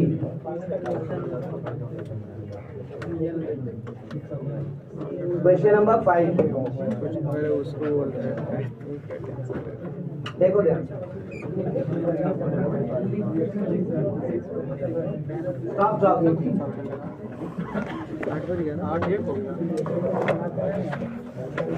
Question number 5, question number 5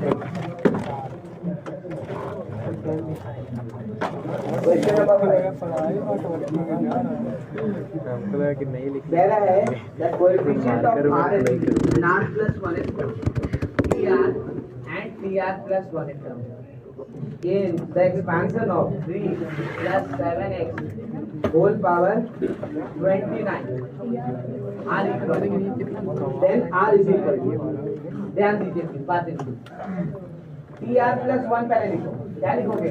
29 TR, ध्यान दो, 3 का पावर कितना? तो 29 - R इंटू 7 का पावर R इंटू x का पावर R, TR 29 CR - 1, 3 का पावर कितना हो जाएगा? तो 30 - R इंटू 7 का पावर R - 1 इंटू x का पावर R।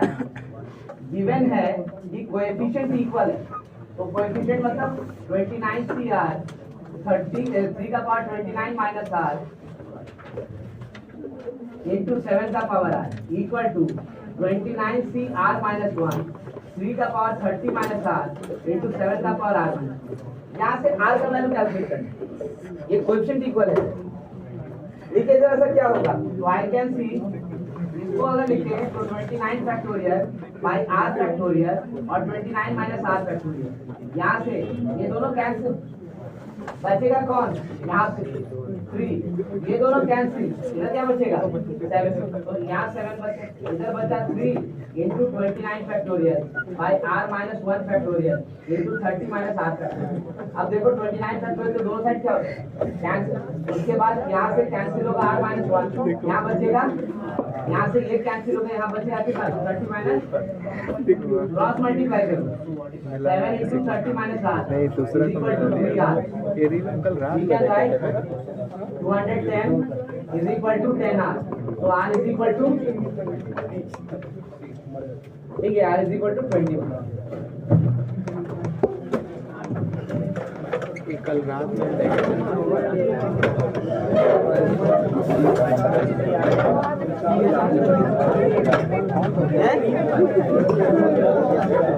तुम आप बताते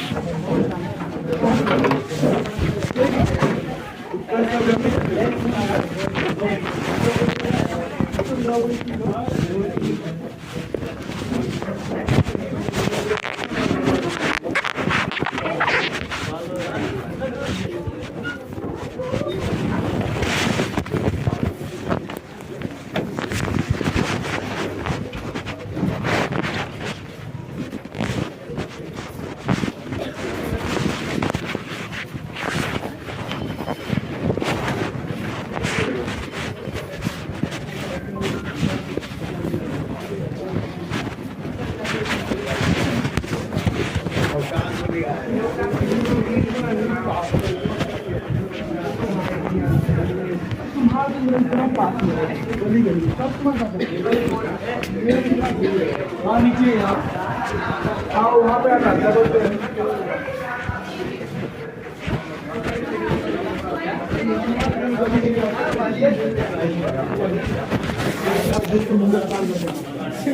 सही है दो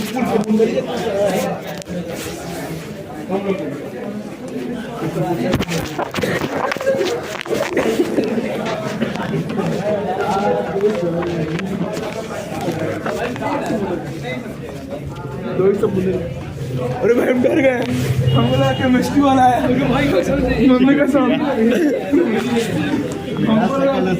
थोड़ी करता है बेइज्जती नहीं कर थोड़ी बोल रहा है मतलब भाई हमको लगा पूछेगा कहाँ जी कॉपी जी हम बोले अच्छा कॉपी करो जी आ रहे दोस्त